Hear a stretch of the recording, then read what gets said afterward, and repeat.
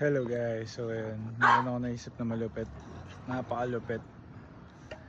Gagawin ko is titira ako dun sa 13 hectares na lupa ng mga lolo ko. So, pangalan niyo sa lolo ko, wala namang nakatira dun, bakante naman yung lupa. So, tatanong ko sa lola ko kung pwede kong gamitin, dun ako titira. Tapos, pupunta ako dun ng cellphone lang yung dala, tsaka motor. Tapos, ilang damit. Tapos, titignan natin kung paano tayo mabubuhay nang doon tayo magsisimula.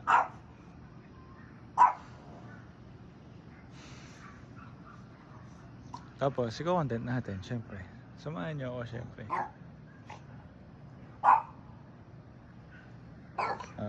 Update ko kayo dito sa idea na to.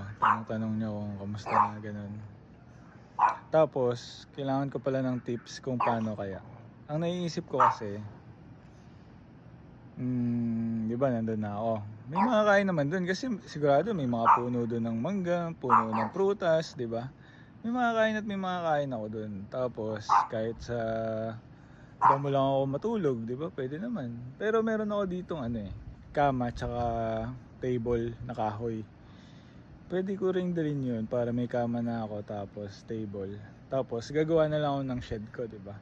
Yung mga kahoy doon gagamitin ko as shed. Okay na yung natin. Ang susunod naman natin na gagawin is, since alam naman natin na magnegosyo, alam natin na kailangan natin mag-produce para sa merkado, di ba? So, ang pinaka-product natin ay mga hayop. So, basta hayop. Pangkain, pet, ganun, hayop. Tapos, ayun.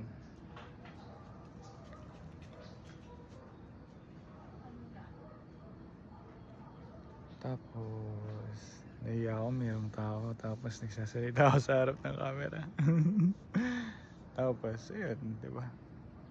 Meron namang mga pagkain doon, yung mga prutas nga. Tapos pagka, syempre, meron kaming property doon, di ba? Meron na tayong mga batas meron na mga trespassing. So, yung mga bagay na nasa loob, entitled na ako doon, di ba? So, kung merong pumasok sa akin na ligaw na ibon, pwede kong mahuli yon. Tapos, aalagaan ko, tapos ibibenta ko sa iba na gustong bilhin yung ibon na yon, di ba?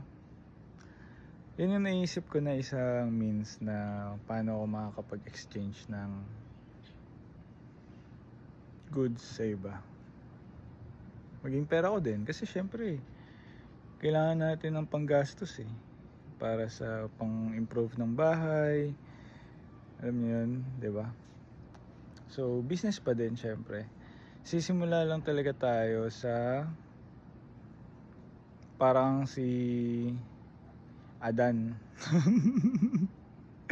Damit lang, tapos ito salamin na to, tapos cellphone, tapos lupa, 'di ba?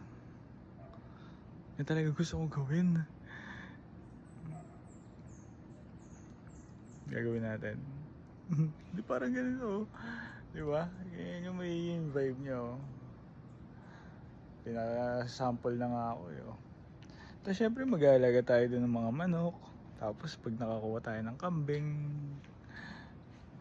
di ba? Ganun lang dati naman naka-free roam talaga yung mga hayop, di ba? Ika-capture mo siya, tapos magka-capture ka lang na magka-capture, kada makikita mo sila, di ba? Meron ka ng stock ngayon ng food.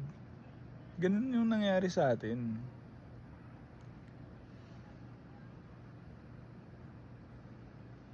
Tapos, ano lang din to parang camping lang, pero alam mo yun, i-improve mo yung pinaka-area mo kasi doon ka na nakatira Pero, ganun talaga nagsimula, di ba?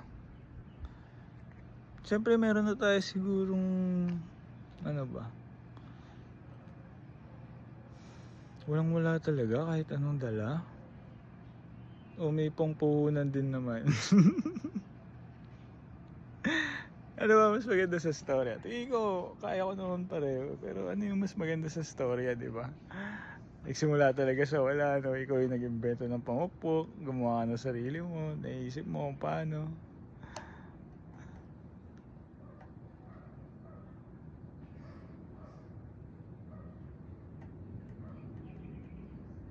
Ano, kwentuhan lang ba o totoo na yun?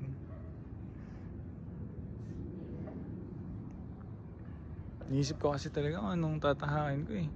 May naisip nga ako yung Humanity, luxury brand siya. So, gusto ko magbenta ng t-shirt na mahal. Lahat ng mahal pero syempre 100% quality. Tsaka maganda pagkakagawa. Yung trabaho na ginawa may malasakit. Ano yun? Good for human, good for the earth. Tapos yung mga tao well compensated, tama yung mga trainings, top of the top equipments. Ganun talaga yung tema niya. Tapos yung profit, syempre luxury brand, diba? So malaki yung profit margin nun. So most of the profit is to be used helping people, helping clean the earth, alam niyo yan.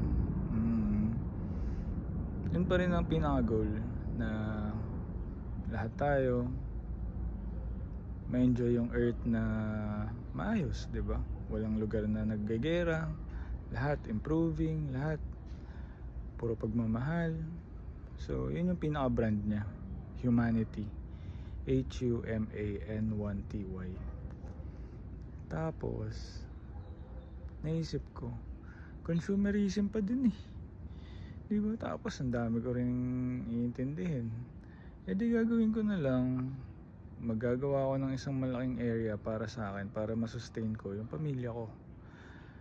'Di ba? Pagka maayos na yung bahay ko, maayos na yung mga livestock ko, eh di pwede na kami doon tumira ng maayos. Magkakaroon na ako ng asawa, magkakaroon na ako ng anak. Sustained na sila. Yung food nila, kami ang nagpalaki, 'di ba? Alam ko na top quality yun. Very nutritious, 'di ba? Tapos syempre mag-aaral din tayo ng mga proper way of living, yung mga habits, 'di ba? Paano natin malilinis yung katawan, yung ngipin, ano yung mga masasama sa atin, ano yung mga bawal, proper diet, exercise. Ganun. So, yung gagawin ko na lang is magvi-video ako ng magvi-video, mag-share ako ng wisdom, knowledge. Showcase ko yung nangyayari ngayon, 'di ba? Kunwari, nandun na ako sa bundok. Eh, gagawa na ako ng bahay. Maglalagari ako ng mga branches para pagpatong-patungin, maging bubong. Okay, sasama ako kayo sa ganun. O, 'di ba meron akong documentation ng mga ginawa ko, paano ko ginawa yung pinakalugar na yun, 'di ba? Ako ang nag-build noon. Ganun yung gusto ko maging story eh. Meron din naman na ganito. Lalapit ka sa mga builders, developer, 'di ba? Pero mas gusto ko yung ako na lang. Kasi syempre, 'di ba? Ang inspirational naman nun kung may isang taong makapagpatunay na, well, patunayan naman na. Ganoon naman talaga tayo nagsimula, 'di ba? Pero ako, 'di ba? Sa sarili ko, kasi parang sobrang curious talaga ako sa ano ba ang pinagsimulan ng tao. Ano yung environment ng maayos na earth, yung bagong earth. As in, pagkagawa, 'di ba? Parang server yan eh. E de, nagawa na lahat na kung anong gusto nyong gawin. Tapos i-start. Tapos wala nang balikan yun. Free will na lahat. Diba? Merong sistema ng pag-produce. Merong ganyan. Merong ganon. Merong mga... Ang dami kaya data ng Earth. Diba? Yung mga clouds lang na yan eh. Oh. E de, yun. Ganon na. Tapos ako gusto kong ma-experience ngayong Ebat Adan. Diba? Kaya nga Adan eh. So, ayun lang. Tsaka gusto ko rin talaga ng nature na ngayon. Pero pa, sariwang hangin. Tsaka yung malawak na pwesto talaga. Yung talaga yung pinaka maganda kasi dun eh. Yung may 13 hectares kang pwedeng galawan, di ba? Magtayo ka dun ng biglang basketball court, magtayo ka ng ang daming pwedeng gawin. Punto sawa ka, tapos malaya ang gawin yung naiisip mo dun sa area na yun. Kasi lahat naman magagawa, di ba? Yung mga furnitures. E de, matututunan mo yun. Yung mga alaga mo, lumalaki at lumalaki. papabayaan mo lang naman sila eh. Ang kailangan lang, tama yung spacing nila. Sa isang hayop, may required siyang space to roam around tapos mag-eat ng ano niya.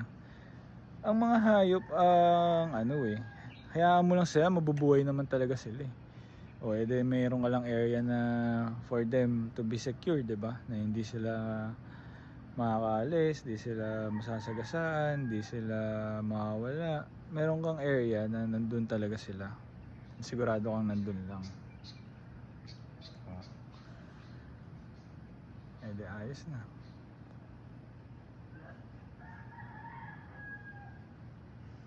Mahirap din pagka wala kang kausap talaga eh, no?